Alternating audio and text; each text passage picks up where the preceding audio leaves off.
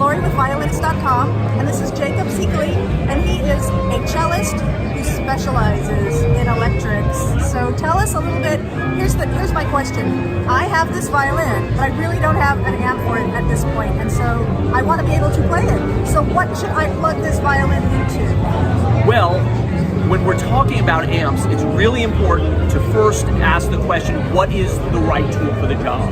In other words, are we trying to have something that's small, that we can set up in our practice room to hear ourselves, or do we need a giant amp to push a lot of air in a huge outdoor venue, or something in between? Okay, for me right now, probably not the outdoor venue, probably the practice room is what I need at this point. Got it, okay. Got it. So right. I have an excellent solution for you. It's the Yamaha THR10. This is an amp that I have and use every day, and it's right over here. Woo-hoo! Now, some of the great features about this amp that make it so handy, not just for electric players, but for electric string players specifically, is the fact that it's really set up for the practicing musician in mind. So we've got our headphone output, very important. We've got our auxiliary input. Now this is going to allow you, with the help of this mix control here, to blend in any tracks that you're practicing with from your iPad or your iPhone, including maybe just the metronome, right? Also, something that's really handy is you've got all your built-in effects here. For string players especially, you have some really beautiful reverbs. Yamaha does a fantastic job with their reverbs and really gives you that nice kind of bigger room to haul sound, and you can dial in as much as you want right here. One of my favorite features is over here in the amp selection control.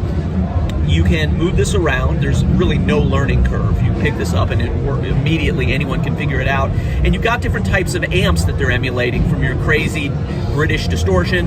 But over here, you can set it to flat response, and what that means is that it's not going to add any extra tonal coloring to the basic tone of your electric violin. So it gives you control over your sound, because a lot of practice amps that are made for shredder guitar players and things like that are voiced to sound good with guitar, but those frequencies don't work that well with the bow a lot of the time. It gets really scratchy and nasally, and you hear that in electric violin and cello quite a lot. So this amp is really designed not just for electric guitars, but really with electric string players in mind as well. And Yamaha really supports all of the different types of instruments that they make. So that's really cool.